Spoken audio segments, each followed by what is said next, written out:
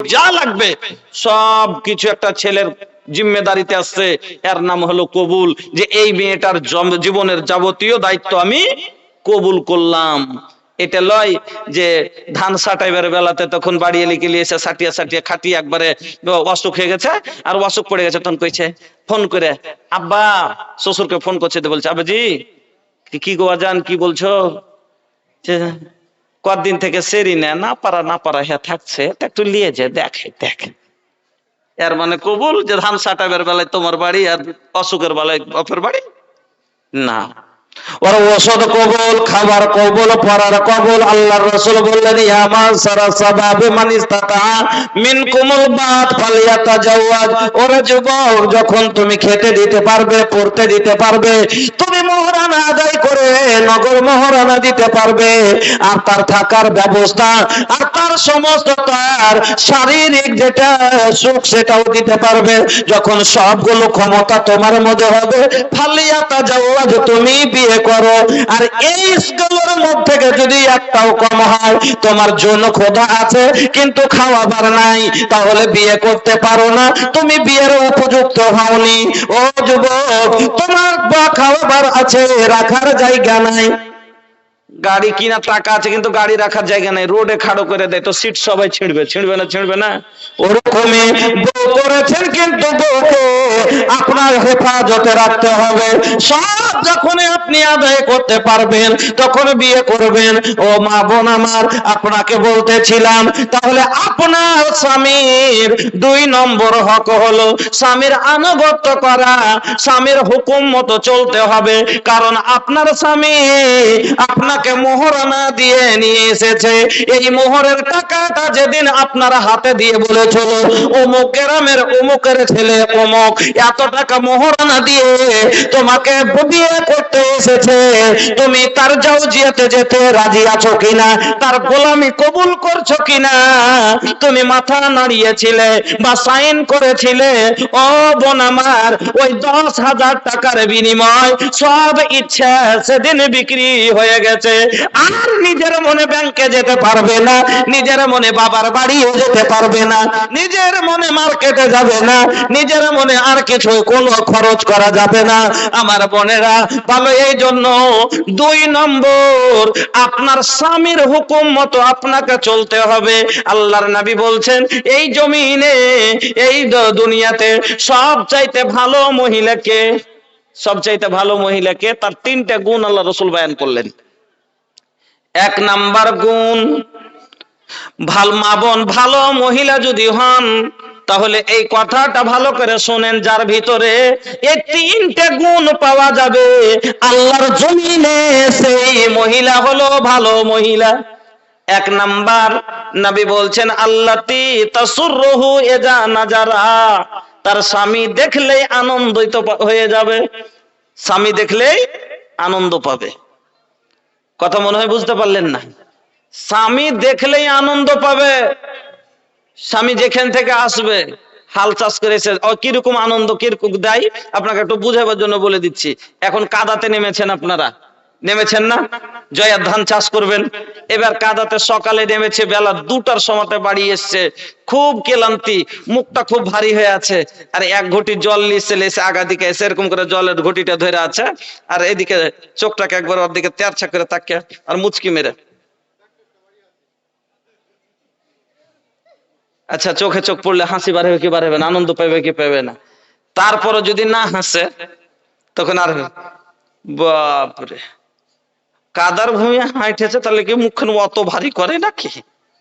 স্বামীকে আনন্দ দেওয়ার লেগে, খুশি করার লেগে, হাসাবার লেগে অনেক পদ্ধতি আছে, মহিলারা অনেক কিছু করতে পারে। হ্যাঁ, তারপরে যদি না হাসে তো বলছে আচ্ছা কাদায় হাঁটা খুব কষ্টের কাজ নাকি, কালকে আমাকে নিয়ে যায়, তো তোমার পিছে পিছে একটু হাঁটে দেখবো, এমনিতেই ভুলে যাবে। আরো বলে দিই, আমার মা জননী ভালো করে শুনবেন, বিশ্বনবী মুহাম্মদুর রাসূলুল্লাহ সাল্লাল্লাহু আলাইহি ওয়াসাল্লাম বললেন, ও বাজান, যারা বিদেশে যান, বাইরে যান, নবী বলছেন যে তোমরা যখন বিদেশ থেকে বাড়িতে যাবে, বউকে খবর দিয়ে দিও বাড়িতে। কেন? যখন স্বামী বাড়িতে থাকে না, স্ত্রীরা সাজুগুজু কম করে, সাজুগুজু অতটা করে না। না তো দেখিয়েন যারা ভালো মহিলা রাতে শুয়ার আগেখানে দেখেন যে চুল বাঁধবে, একটু পাউডার টাউডার লাগাবে মুখখানে, হ্যাঁ কেন এক বালিশে মাথা দিয়ে ঘুমাবো, স্বামীকে যাতে একটু মহকন লাগে, ভালো লাগে, তোমাকে আদর বেশি করবে। এদিকে স্বামীকে আনন্দ দেওয়ার লেগে পাউডার লাগাইছে, আর উজোলহা ওদিকে বিড়ি ধরিয়ার করে এদিকে ফুকুর ফুকুর করে গন্ধ করছে।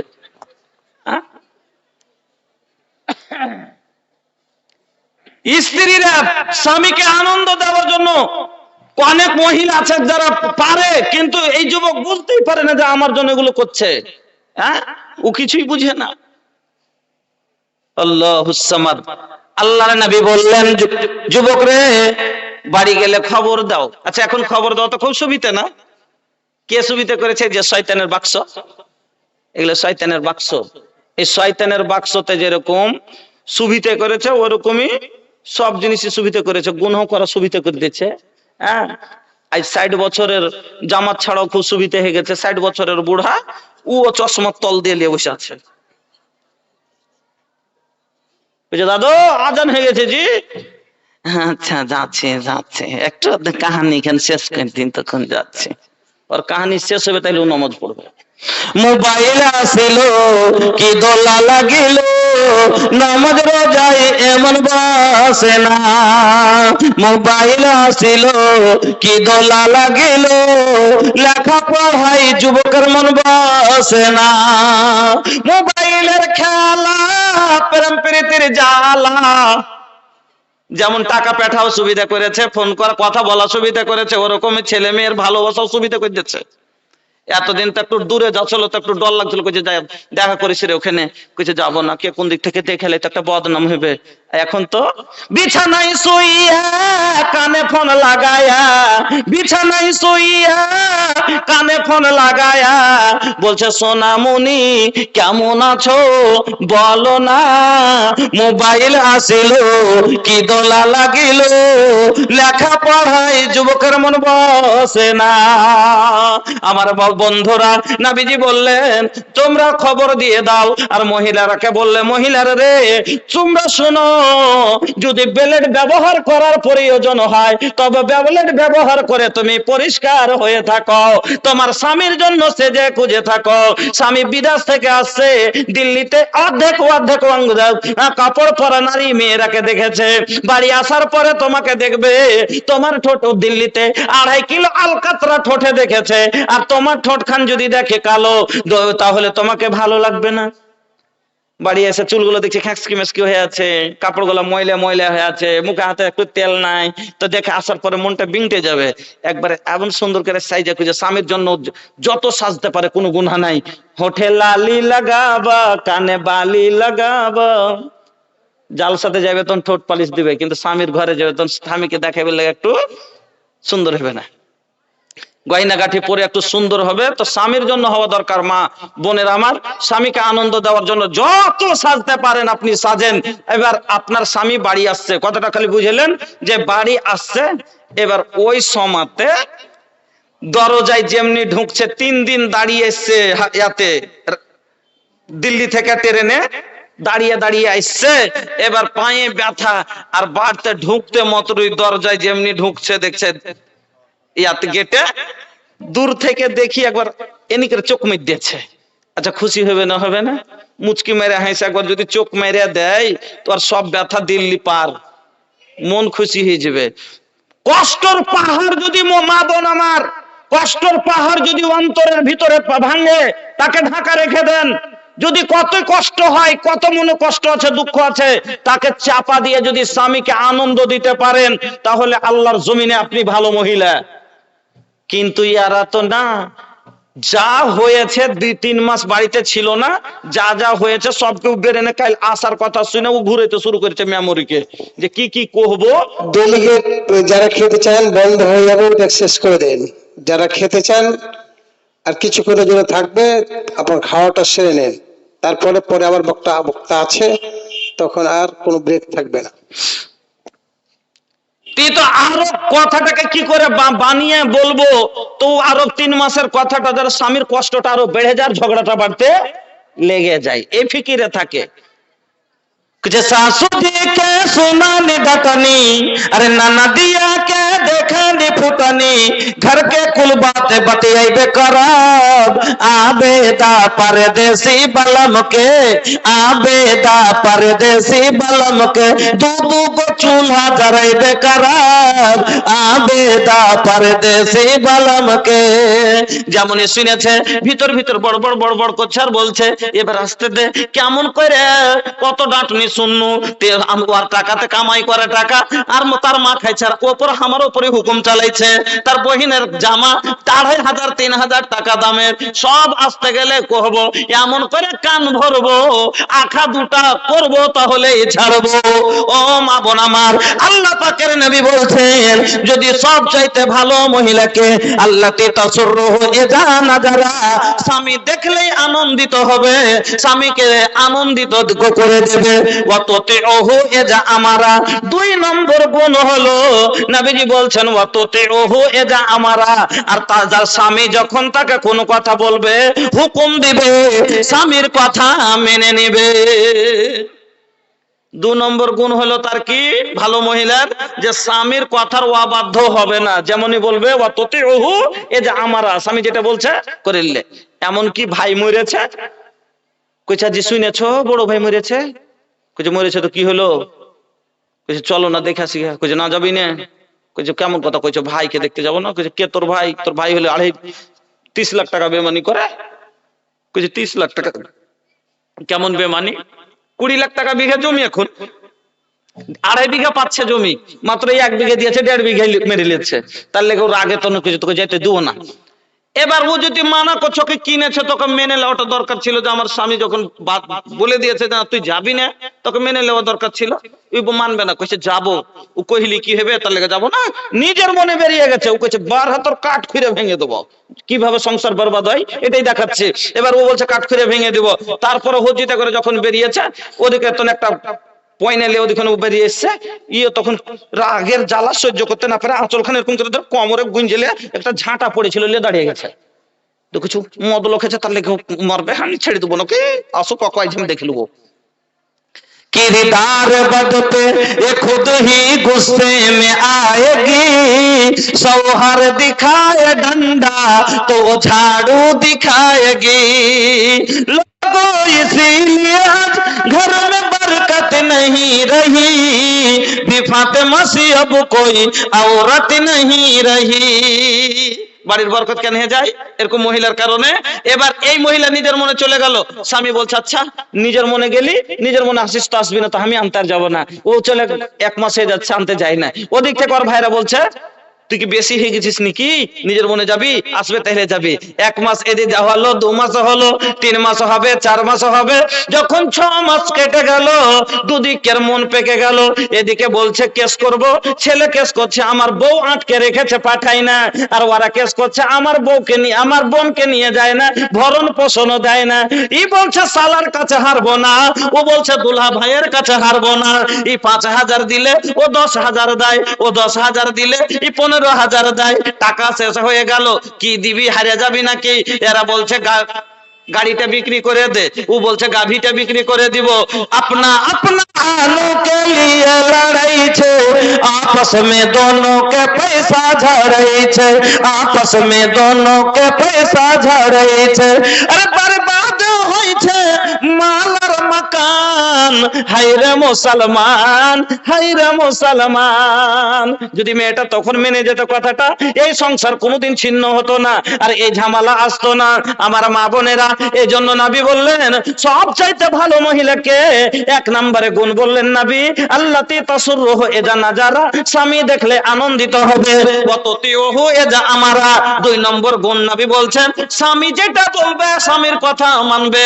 3 নম্বরে নবী বলছেন ওয়ালা তুখালিফুহু ফি নাফসিহা ওয়া মালিহা, আর তার নফস থেকে এবং মাল থেকে স্বামী যেটা পছন্দ করে না সেটা করবে না। মনে হয় বুঝতে পারলে, ওই দুটো বুঝতে পারলেন যে 1 নম্বরে যে স্বামীকে আনন্দ দিবে, কোন রাগ জুটিও থাকে ভিতরে তাকে চেপে রেখে স্বামীর সাথে ভালোভাবে কথা বলবে, হাসিমুখে কথা বলবে। 2 নম্বরে কি স্বামী যেটা বলবে সেটা মানবে। 3 নম্বরে স্বামীর মানে ওর নিজের দেহ থেকে এবং মাল থেকে কি করবে না, স্বামী যেটা পছন্দ করে না সেটা করবে না। কথাটা বলতে একটু বুঝার আছে। এবার কথাটা মানে কি, আচ্ছা আমার কিনা গাড়ি আর আমার গাড়ির সিট ছিঁড়লে যে বলছি আপনি বা আমি ভালোবাসবো, আমার কিনা বউ আর আমার চাস্তো ভাই এসে কুতকুতি দিচ্ছে, কিছু ছাড়ো না জি, কেন এগুলা করছে, ওকে থাপড়ে চড় মারে না, মজা করছে, ওর সাথে বেরিয়ে বেড়েছে, তাহলে এটা কি পছন্দ করবে কোনো স্বামী? কোনো স্বামী করবে না। মানে এই ধরনের যেটা স্বামী পছন্দ করে না, এই ধরনের কাজ করে না। তাহলে এই মহিলা হলো আল্লাহর জমিনে ভালো মহিলা, আমার মা বোনেরা। তাহলে 2 নম্বর হক হলো স্বামীর আনুগত্য করতে হবে, কথা মতো চলতে হবে, কারণ আপনাকে উনি এসে কিনে। এবার তাহলে বলবেন যে আচ্ছা মৌলভী সাহেব প্রত্যেকটা কথা কি মানতে হবে? যদি বলে দিই যে হ্যাঁ, তাইলে কিন্তু ফের ভেজাল লেগে যাবে। কেন? মহিলারা প্রশ্ন করবে, আচ্ছা মাওলানা সাহেব একটা কথা বলেন, স্বামীর যদি প্রত্যেকটা কথা মানতে হয় তাহলে পারে আমার এমন স্বামী ভাগ্যে জুটেছে, এমন লোকের লোক, আমি 5 ওয়াক্ত নামাজি মহিলা, আমি রোজা রাখি, ইবাদত বন্দেগী করি, কিন্তু আমার ভাগ্য দেখেন একটা মাতালের সাথে আমার বিয়ে হয়েছে, 1 ওয়াক্ত নামাজও পড়ে না, একটা রোজাও রমজানের রোজাও রাখে না। এবার রোজার অবস্থায় এসে আমাকে বলছে কই কোন দিকে গেলি, ঘরে আয়। তাহলে কি এটাও মানতে হবে? সপ্তাহে 3 দিন মারছে আর বলছে তোর বাপের বাড়ি থেকে টাকা লিয়ে আয়, এটাও কি মানতে হবে? এটা তোর হুকুম, তাহলে কি এটাও মানবো? না না, আমার মা বোনেরা শুনলেন, লা তাআতা ফি মাসিয়াতিল্লাহ, যে কাজটা করলে আল্লাহর নাফরমানি হবে, আল্লাহর নাফরমানি যদি করতে বলে, যদি বলে বেপরদা হয়ে চল, দিল্লিতে ছোট ছোট কাপড় লিখছে দেখো যেগুলো পিন আর একটু ঠোঁট আর লিপস্টিক লাগা, আর এতখানি উঁচা গুল্লার চাপ্পল লিখে লিখে পিন আর শুধু চল ঘুরতে যাবো, তোকে পিনতে হবে, পরতে হবে কাপড়টা। কেন? এই কাপড় তো হলো, এই কাপড় তো হলো কার?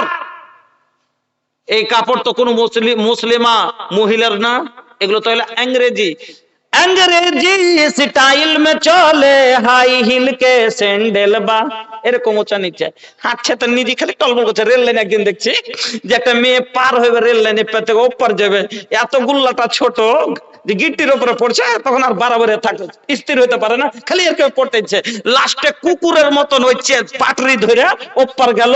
এটা পছন্দ করলো, কিন্তু গুল্লা চাপ্পল ছাড়া পছন্দ করলো না। আল্লাহু আকবার, সমাজের কাজ দেখছে।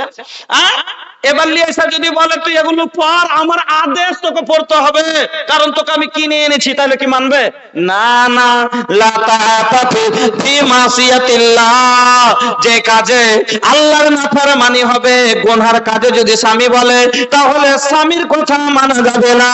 ইন্নামা তাআতা ফিল মারুফ, ভালো কাজে যদি বলে, এমন কি যদি আপনার বাবার বাড়ি যেতেও মানা করে দেয় তবুও মেনে নিতে হবে।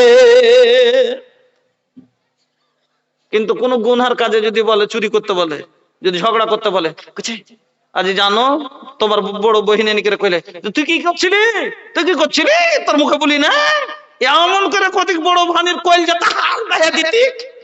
এটা ভালো কথা শিক্ষা দিলে? এটা ভালো কথা শিক্ষা দিলে? হ্যাঁ, এটা ভালো কথা শিক্ষা দেয়নি। যদি বলে এরকম ধরনের যে কাজ কর, তাহলে কিন্তু স্বামীর কথা মানা যাবে না। ইন্নামা তাআতা ফিল মারুফ, ভালো কথাই মানা যাবে, তার ইতাআত করা হবে, করতে হবে। এটা হলো 2 নম্বর হক। 3 নম্বর, আল্লাহ পাকের নবী বলছেন কোন কাজ যদি মহিলা করে স্বামীর অনুমতি নিয়ে করবে। কেন? তার কিনা আনা জিনিস না জি। তো নবী বলছেন লা ইয়াহিল্লু লিল মারাতি আন তাসুমা ওয়া জাওজুহা শাহিদুন ইল্লা বিইজনি, কোন মহিলার জন্য হালাল নয় আন তাসুমা, রোজা রাখবে। কোন রোজা? ফরজ রোজা নয়, নাফল রোজা। ফরজ তো পুরুষের উপরও ফরজ, মহিলার উপরও ফরজ। আল্লাহর পক্ষ থেকে যেটা আল্লাহর ফরমান, তাতে পুরুষ মহিলা কাউরের কিছু করার নেই, ওটা আল্লাহর তরফ থেকে। এবার নাফল রোজা মহিলারা রাখে, পুরুষও না কম রাখে, কিন্তু কিছু পুরুষ রাখে, কিন্তু মহিলারা বেশি রাখে। দেখি আমাদের ওদিকেও দেখি, আমার মা বোনেরাকেও দেখি যে বেশি বেশি রোজা রাখে। হ্যাঁ, তো নাফল রোজা গুলো ইস্টার আর নেকির জন্য এগুলো ওরা করে। এবার এটা তো আর ফরজ নয়, রোজা রাখবে। দিনের বেলাতে আমার কিনা জিনিস আমি দিনের বেলা তো তার কাছ থেকে হাজত পুরো করতে পারি কি পারি না? পারি। এবার আমি দিনে যদি চাই তাকে ব্যবহার করতে পারবো, তাহলে এই জন্য ও হকটা ও নিজের মনে কাটাইতে পারে না, যার কারণে নবী বললেন কোন মহিলার জন্য হালাল নয় যে নাফল রোজা রাখবে বিনা স্বামীর অনুমতি নিয়ে। স্বামীর অনুমতি যদি দেয় তাহলে নাফল রোজা রাখবে। আমার মা বোন, তাহলে একটা নাফল রোজা রাখতে গেলে যদি স্বামীর অনুমতি নিতে হয়, বিনা অনুমতিতে ওর চাচতো ভাইয়ের সাথে কেন করে বন্ধন ব্যাংকে যায় কহেন তো? সুবহানাল্লাহ। আমার মা বোনেরা, আমার ভাইজানেরা, তাহলে 3 নাম্বার হক স্বামীর অনুমতি নিয়ে কাজ করবেন। 4 নাম্বার শর্টে সেরে যাচ্ছি কেন, ফের বুঝতে পারছেন যে সময় কয়টা পর্যন্ত বলেছিলেন স্যার? 10:30। আচ্ছা,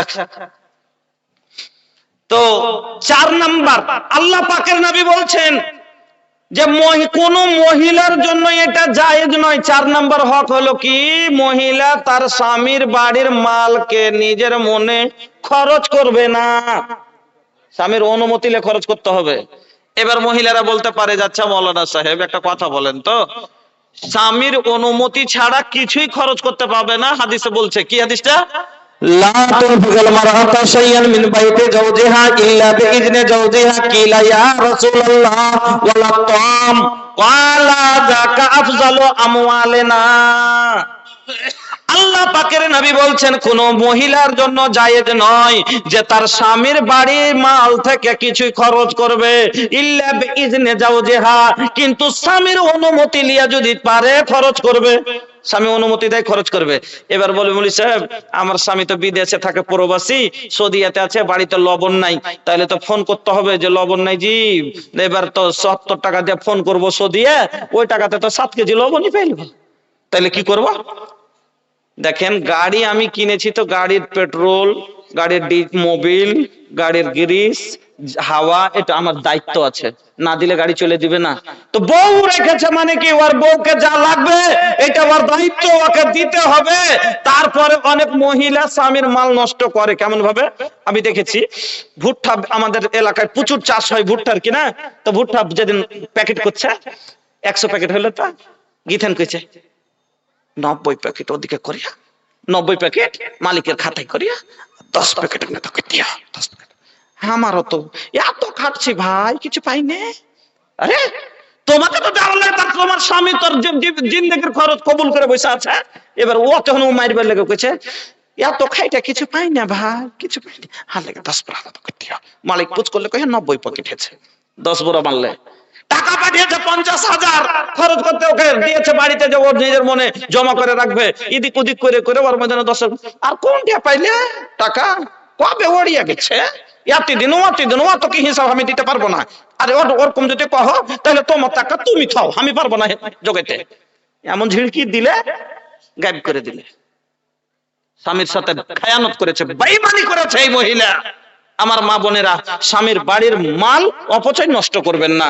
হ্যাঁ, এবার তাহলে বলবেন, এক সাহাবী ভক্ত করে বলছেন আল্লাহ রাসূল, কিলা ইয়া রাসূলুল্লাহ ওয়ালা তাম, আল্লাহ রাসূল যদি খাবার দেয় কাউকে, তো খাবারটা কি মালে গণনা হবে? নবীজি কি বলছেন, যাকা আফজালু আমওয়ালিনা, খাবারটা তো আমাদের উত্তম মাল। এবার বলবেন, আচ্ছা মৌলী সাহেব খাবারটা উত্তম যদি মাল হয়, তাহলে ফকির মিসকিনকে, তাহলে তো স্বামী গেছে কোনটা হরিশ্চন্দ্রপুর বা শামসি মার্কেটে, সন্ধ্যায় ঘুরবে, দিনে 14টা ফকির এলো আর খিদায় ছটফট করছে, আর বলছে দুটো খাইতে দাও, তো তাহলে দিতে পারি না? দিতে, ফকির মিসকিনকে দেওয়া যাবে। দলিল সহিহ বুখারীর হাদিস, শোনেন। আম্মা আয়েশা বলছেন, একদিন আমি বাড়িতে আছি, নবী বাড়িতে নাই। এই সময় একজন মহিলা 2টি বাচ্চা মেয়ে সঙ্গে করে আমার কাছে ভিক্ষা করতে এলো। আমার কাছে সওয়াল করলো, মহিলার মুখের দিকে দেখলাম, সুবহানাল্লাহ, চোখগুলো বসে বসে গেছে, পিঠ দুটো সেটে গেছে, মনে হচ্ছে কয়েকদিন অনাহারে আছে, খাইনি। আমার কাছে এসেছে, 2 জাহানের বাদশা নবী মুহাম্মদুর রাসূলুল্লাহর বাড়ি যাব, হয়তো পেট ভরে দুটো খেতে পাবো। ও মা, আজকে আপনার স্বামী আপনাকে সুখে রাখার জন্য কত চেষ্টা করে, তারপরে একটু যদি কমি হয়ে যায় তা আপনি নানা রকমের কথা বলে তাকে মনটা ছোট করে দেন, অন্তরে আপনি এমন ভাবে আঘাত করেন, কথার আঘাত স্বামীর মনটা ছোট হয়ে যায়। মাগো, আমার নবী দুই জাহানের বাদশা, সেই নবীর বাড়ির খবর শুনেন আম্মা আয়েশা বলছেন, আমি ঘরের ভিতরে গেলাম, আমি খুঁজতে শুরু করলাম, কিছুই নাই, কোথাও কিছু পাই না। গায়রা তামরাতিন, বুখারীর ইবারত গায়রা তামরাতিন, একটা মাত্র খাজুর পেলাম, মাত্র একটা খাজুর ছাড়া আমার বাড়িতে আর কিছুই নাই। ওগো মা, ওই খাজুরটা আম্মা আয়েশা নিজে পানি পান করার জন্য রাখলেন না, নবী বাড়ি আসলে দিব এটাও মনে করে রাখলেন না। আম্মা আয়েশা বলছেন, ফাআতাইতুহা ইয়াহা, আমি ওই খাজুরটাই এনে ওই মহিলার হাতে দিয়ে দিলাম, ওই খাজুরটাই এনে ওই মহিলার হাতে দিয়ে দিলাম। চিন্তা করেন, মাত্র একটা খাজুর, সায়েলকে ফিরাইতে হয় না। এই জন্য আমার মা বোনেরা, আল্লাহর মসজিদ আপনার কাছে সওয়াল করেছিল, কিন্তু আপনারা কয় টাকা কে দিলেন আপনি নিজেই বুঝেন। বলার অনেকটি কথা আছে আপনাকে আমি বলবো, কিন্তু তার আগে মধ্যখানে কেউ উঠা বসা করিয়েন না। ভাইয়া ভোজপুরি के गोडाउन तो हमरे लगे बा, रवा लोग के पता बा। স্টেজ আছে, পরে কথা বলবেন আধ ঘন্টা পর।